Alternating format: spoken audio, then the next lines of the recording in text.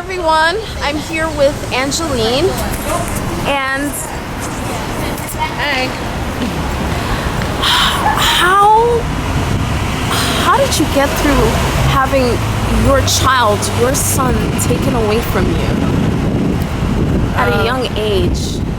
I think it was more mind power and knowledge, knowing that things will eventually get better.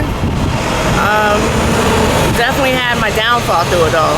I'll be honest about that. It's not easy. Yeah, I was 18, 19. So, of course, he went with my parents.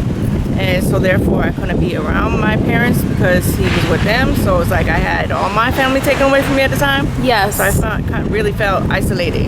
I had like withdrawn from anybody that I would reach out for help with. I didn't have anybody. And why did they feel they needed to take away the child? Why did they take him away? They took him away. Well, it started off one morning I woke up and I noticed when I was changing him, getting ready to bathe him, that he had some bruising on his lower back. So I called my mother up right away. I asked her to come over, give me her opinion, advice, what she think we should do. And we decided to take him to the hospital. Did every step that would be the right thing to do. But apparently, hospitals get more into it, send you to children's services and all that. And basically it came down to it, and I don't understand how they thought. Well, there was a big incident where apparently a mother had just recently killed her kids, so they were like really targeting. My opinion is they were really targeting mothers and stuff at that time. Yes. So they really kind of put it on me, even though it wasn't the case at all, because in the long run, and court and everything, I never even went in front of the judge. It was all dropped and dismissed, thank God. But so yeah, it's definitely hard. It took years. I'm still kind of growing, like being okay with it. Never really fully be okay with it, but because I miss him every day.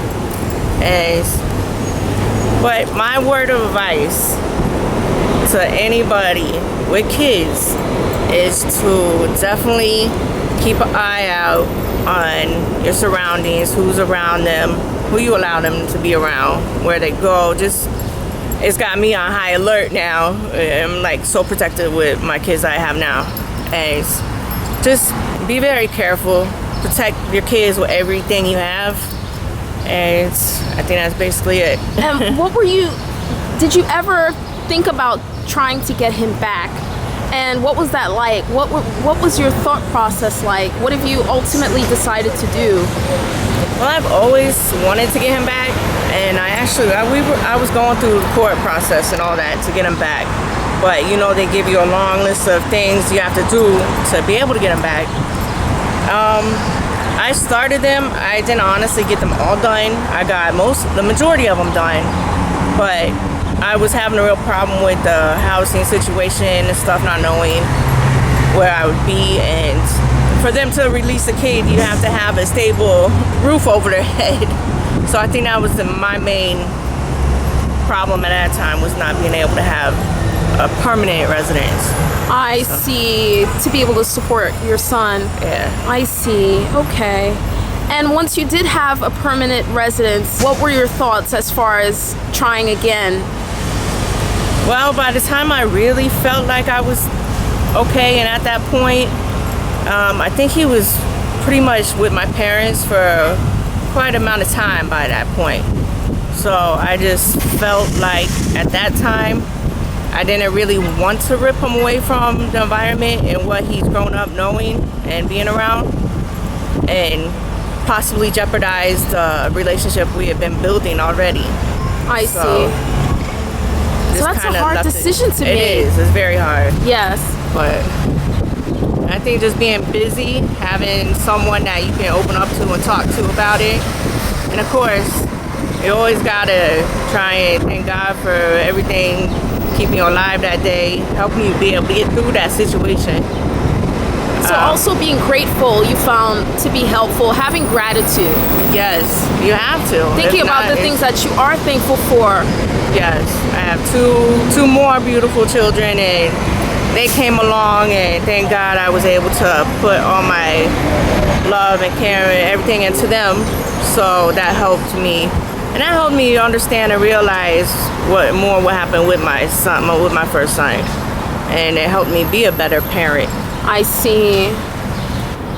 You've learned from that experience, although it didn't turn out the way you would have liked. And you were able to apply what you've learned to the children you have now. So you have this new opportunity to do better, and you took advantage of it instead of focusing on what didn't go your way. Absolutely. How do you feel about the situation now with your son? I'm actually... And your relationship with him. And how do you think he feels? I know he has his hard times, his moments, but I try to talk to him and just comfort him and show him that things will get better. Things aren't going to stay like that. What was the other question? So how is he coping? Do you think he's coping well with it? At times, he is. I think he is, but I'm sure kids always have that moment where they kind of stop and hesitate and wonder, well, why this happened to me or whatever, why do I have to go through this? And those are the times when the parents really need to be there and let them know that everything will be okay, and no matter what, I'm still here for you. Not really around you like that, but no matter what, in my heart, and always on the phone, we always talk. You can always be there for him in ways, even if it's just words of encouragement. That's great. And how often do you get to see him, or does he get to see you?